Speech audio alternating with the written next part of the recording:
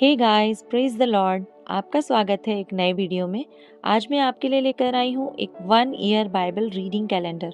अगर आप अपनी बाइबल को रोज़ नहीं पढ़ पाते हैं और आप कभी भी अपनी बाइबल कंप्लीट नहीं कर पाए हैं तो ये वीडियो आपके लिए है। इसमें ओल्ड टेस्टमेंट और न्यू टेस्टमेंट के सभी चैप्टर्स को इस तरह से लिया गया है कि आप 1 ईयर में अपनी पूरी बाइबल कंप्लीट कर पाएंगे। ये ऑडियो फॉर्मेट है, इसके साथ आप अपनी बाइबल को ओपन करके रीड कर सकते हैं। डे 1 से लेकर डे 365 तक के सभी चैप्टर्स मैं आपके लिए लेकर आई हूँ। डे 365 पर आप अपनी पूरी बाइबल कंप्लीट कर पाएंगे, इसलिए आप इसके द्वारा आशीषित हों। और अगर आपको ये वीडियो पसंद आती है तो आप अपने फैमिली और फ्रेंड्स से शेयर करें, और अगर आप चाहें तो आप सब्सक्राइब, लाइक और कमेंट भी कर सकते हैं। सो प्रेज द लॉर्ड, शालोम to everyone. Let's get started. Day 69, chapter number 11, प्रभु की महानता। इसलिए तू अपने परमेश्वर यहोवा से अत्यंत प्रेम रखना और जो कुछ उसने तुझे सौंपा है उसका अर्थात उसकी विधियों, नियमों और आज्ञाओं का नित्य पालन करना। और तुम आज यह सोच समझ लो, क्योंकि मैं तो तुम्हारे बाल बच्चों से नहीं कहता, जिन्होंने ना तो कुछ देखा और न जाना है कि तुम्हारे परमेश्वर यहोवा ने क्या क्या ताड़ना की और कैसी महिमा और बलवंत हाथ और बढ़ाई हुई भुजा दिखाई, और मिस्र में वहाँ के राजा फिरौन को कैसे कैसे चिन्ह दिखाए, और उसके सारे देश में कैसे कैसे चमत्कार के काम किए, और उसने मिस्र की सेना के घोड़ों और रथों से क्या किया, अर्थात जब वे तुम्हारा पीछा कर रहे थे तब उसने उनको लाल समुद्र में डुबोकर किस प्रकार नष्ट कर डाला कि आज तक उनका पता नहीं। और तुम्हारे इस स्थान में पहुंचने तक उसने जंगल में तुमसे क्या क्या किया, और उसने रूबेनी एलियाब के पुत्र दातान और अबीराम से क्या क्या किया, अर्थात पृथ्वी ने अपना मुंह पसार के उनको घरानों और डेरों और सब अनुचरों समेत इजराइलियों के देखते देखते कैसे निगल लिया। परंतु यहोवा के इन सब बड़े बड़े कामों को तुमने अपनी आंखों से देखा है। प्रतिज्ञात देश की आशीषें। इस कारण जितनी आज्ञाएं मैं आज तुम्हें सुनाता हूँ उन सबों को माना करना, इसलिए कि तुम सामर्थी होकर उस देश में जिसके अधिकारी होने के लिए तुम पार जा रहे हो प्रवेश करके उसके अधिकारी हो जाओ, और उस देश में बहुत दिन रहने पाओ, जिसे तुम्हें और तुम्हारे वंश को देने की शपथ यहोवा ने तुम्हारे पूर्वजों से खाई थी, और उसमें दूध और मधु की धाराएं बहती हैं। देखो, जिस देश के अधिकारी होने को तुम जा रहे हो वह मिस्र देश के समान नहीं है, जहाँ से निकल कर आए हो, जहाँ तुम बीज बोते थे और हरे साग के खेत की रीति के अनुसार अपने पाँव से नालियां बनाकर सींचते थे। परंतु जिस देश के अधिकारी होने को तुम पार जाने पर हो वह पहाड़ों और तराइयों का देश है और आकाश की वर्षा के जल से सिंचता है। वह ऐसा देश है जिसकी तेरे परमेश्वर यहोवा को सुधि रहती है, और वर्ष के आदि से लेकर अंत तक तेरे परमेश्वर यहोवा की दृष्टि उस पर निरंतर लगी रहती है। और यदि तुम मेरी आज्ञाओं को जो आज मैं तुम्हें सुनाता हूँ ध्यान से सुनकर अपने संपूर्ण मन और सारे प्राण के साथ अपने परमेश्वर यहोवा से प्रेम रखो और उसकी सेवा करते रहो, तो मैं तुम्हारे देश में बरसात के आदि और अंत दोनों समयों की वर्षा को अपने अपने समय पर बरसाऊंगा, जिससे तू अपना अन्न, नया दाख मधु और टटका तेल संचय कर सकेगा। और मैं तेरे पशुओं के लिए तेरे मैदान में घास उपजाऊंगा, और तू पेट भर खाएगा और संतुष्ट रहेगा। इसलिए अपने विषय में सावधान रहो, ऐसा ना हो कि तुम्हारे मन धोखा खाएं और तुम बहक कर दूसरे देवताओं की पूजा करने लगो और उनको दंडवत करने लगो, और यहोवा का कोप तुम पर भड़के और वह आकाश की वर्षा बंद कर दे और भूमि अपनी उपज ना दे, और तुम उस उत्तम देश में से जो यहोवा तुम्हें देता है शीघ्र नष्ट हो जाओ। इसलिए तुम मेरे ये वचन अपने अपने मन और प्राण में धारण किए रखना और चिन्ह के रूप में अपने हाथों पर बांधना, और वे तुम्हारी आंखों के मध्य में टीके का काम दें। और तुम घर में बैठे, मार्ग पर चलते, लेटते उठते इनकी चर्चा करके अपने बच्चों को सिखाया करना, और इन्हें अपने अपने घर के चौखट के बाजुओं और अपने फाटकों के ऊपर लिखना। इसलिए कि जिस देश के विषय यहोवा ने तेरे पूर्वजों से शपथ खाकर कहा था कि मैं उसे तुम्हें दूंगा, उसमें तुम और तुम्हारे बच्चे दीर्घायु हों, और जब तक पृथ्वी के ऊपर का आकाश बना रहे तब तक वे भी बने रहें। इसलिए यदि तुम इन सब आज्ञाओं के मानने में, जो मैं तुम्हें सुनाता हूँ, पूरी चौकसी करके अपने परमेश्वर यहोवा से प्रेम रखो और उसके सब मार्गों पर चलो और उससे लिपटे रहो, तो यहोवा उन सब जातियों को तुम्हारे आगे से निकाल डालेगा और तुम अपने से बड़ी और सामर्थी जातियों के अधिकारी हो जाओगे। जिस जिस स्थान पर तुम्हारे पाँव के तलवे पड़ें, वे सब तुम्हारे ही हो जाएंगे, अर्थात जंगल से लबानोन तक और परात नामक महानद से लेकर पश्चिम के समुद्र तक तुम्हारी सीमा होगी। तुम्हारे सामने कोई भी खड़ा ना रह सकेगा, क्योंकि जितनी भूमि पर तुम्हारे पाँव पड़ेंगे उस सब पर रहने वालों के मन में तुम्हारा परमेश्वर यहोवा अपने वचन के अनुसार तुम्हारे कारण उनमें डर और थरथराहट उत्पन्न कर देगा। सुनो, मैं आज के दिन तुम्हारे आगे आशीष और श्राप दोनों रख देता हूँ, अर्थात यदि तुम अपने परमेश्वर यहोवा की इन आज्ञाओं को जो मैं आज तुम्हें सुनाता हूँ मानो, तो तुम पर आशीष होगी, और यदि तुम अपने परमेश्वर यहोवा की आज्ञाओं को नहीं मानोगे और जिस मार्ग की आज्ञा मैं आज सुनाता हूँ उसे तज कर दूसरे देवताओं के पीछे हो लोगे जिन्हें तुम नहीं जानते हो, तो तुम पर शाप पड़ेगा। और जब तेरा परमेश्वर यहोवा तुझको उस देश में पहुँचाए जिसके अधिकारी होने को तू जाने पर है, तब आशीष गरिज्जीम पर्वत पर से और शाप एबाल पर्वत पर से सुनाना। क्या वे यर्दन के पार सूर्य के अस्त होने की ओर अराबा के निवासी कनानियों के देश में गिलगाल के सामने मोरे के बांज वृक्षों के पास नहीं है? तुम तो यर्दन पार इसीलिए जाने पर हो कि जो देश तुम्हारा परमेश्वर यहोवा तुम्हें देता है उसके अधिकारी हो जाओ, और तुम उसके अधिकारी होकर उसमें निवास करोगे। इसलिए जितनी विधियां और नियम मैं आज तुमको सुनाता हूँ उन सबों के मानने में चौकसी करना। Chapter number 12। एक ही आराधना स्थल जो देश तुम्हारे पूर्वजों के परमेश्वर यहोवा ने तुम्हें अधिकार में लेने को दिया है, उसमें जब तक तुम भूमि पर जीवित रहो तब तक इन विधियों और नियमों के मानने में चौकसी करना। जिन जातियों के तुम अधिकारी होगे उसके लोग ऊंचे ऊंचे पहाड़ों या टीलों पर या किसी भांति के हरे वृक्ष के तले जितने स्थानों में अपने देवताओं की उपासना करते हैं, उन सबों को तुम पूरी रीति से नष्ट कर डालना।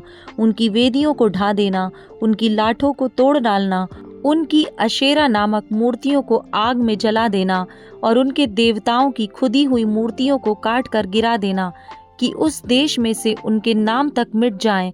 फिर जैसा वे करते हैं तुम अपने परमेश्वर यहोवा के लिए वैसा ना करना, किंतु जो स्थान तुम्हारा परमेश्वर यहोवा तुम्हारे सब गोत्रों में से चुन लेगा कि वहाँ अपना नाम बनाए रखे, उसके उसी निवास स्थान के पास जाया करना, और वहीं तुम अपने होम बलि और मेल बलि और दशमांश और उठाई हुई भेंट और मन्नत की वस्तुएं और स्वेच्छा बलि और गाय बैल और भेड़ बकरियों के पहलौठे ले जाया करना, और वहीं तुम अपने परमेश्वर यहोवा के सामने भोजन करना, और अपने अपने घराने समेत उन सब कामों पर जिनमें तुमने हाथ लगाया हो और जिन पर तुम्हारे परमेश्वर यहोवा की आशीष मिली हो आनंद करना। जैसे हम आजकल यहाँ जो काम जिसको भाता है वही करते हैं, वैसा तुम ना करना।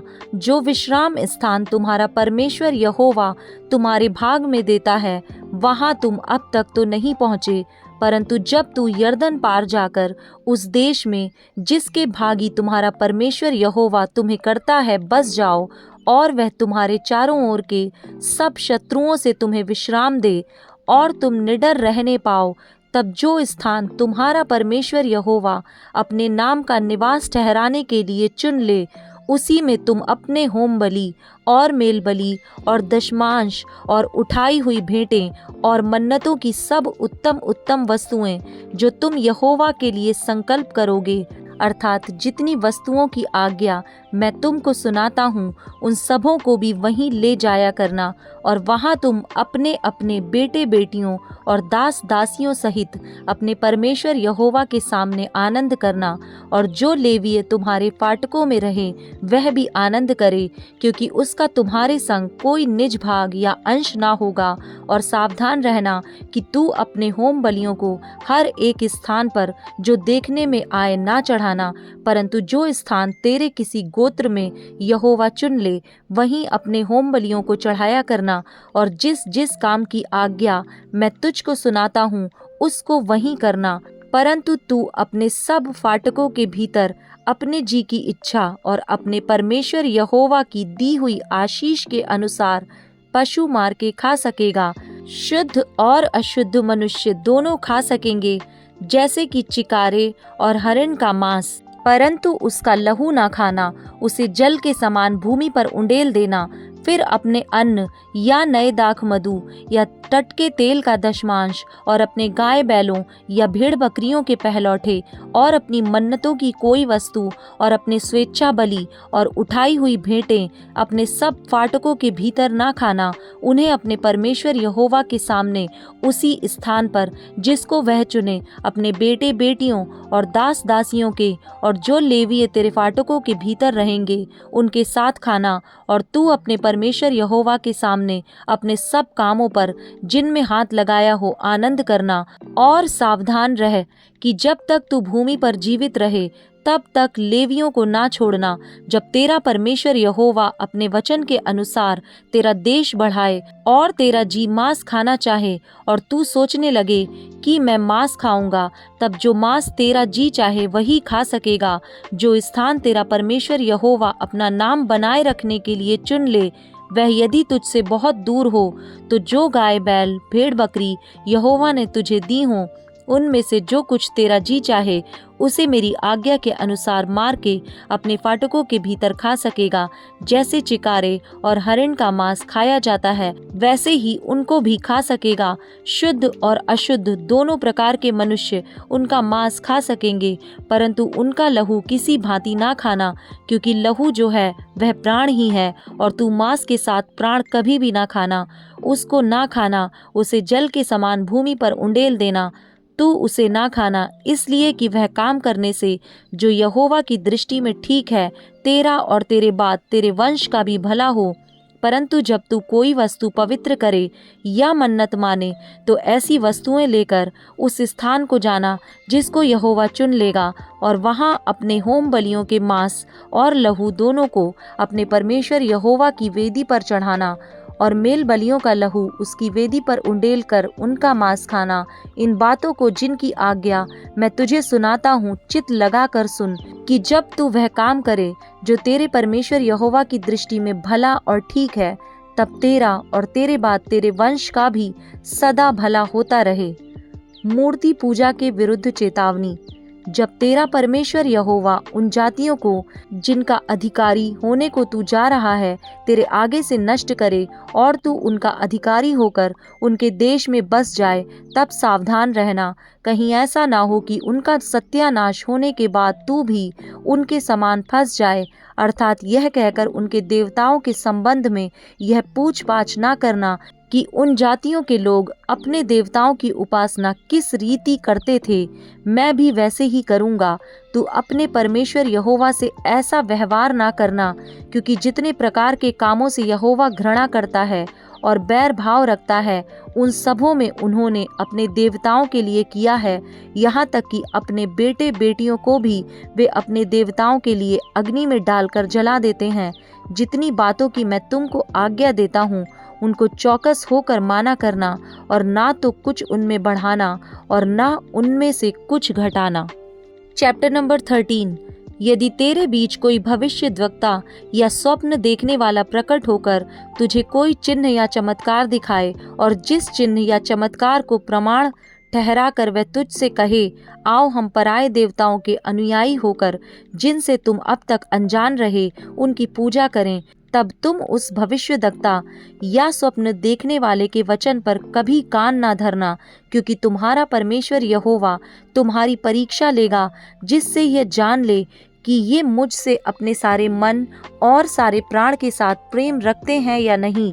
तुम अपने परमेश्वर यहोवा के पीछे चलना और उसका भय मानना और उसकी आज्ञाओं पर चलना और उसका वचन मानना और उसकी सेवा करना और उसी से लिपटे रहना, और ऐसा भविष्यद्वक्ता या स्वप्न देखने वाला जो तुमको तुम्हारे उस परमेश्वर यहोवा से फेर के, जिसने तुमको मिस्र देश से निकाला और दासत्व के घर से छुड़ाया है, तेरे उसी परमेश्वर यहोवा के मार्ग से बहकाने की बात कहने वाला ठहरेगा। इस कारण वह मार डाला जाए। इस रीति से तू अपने बीच में से ऐसी बुराई को दूर कर देना।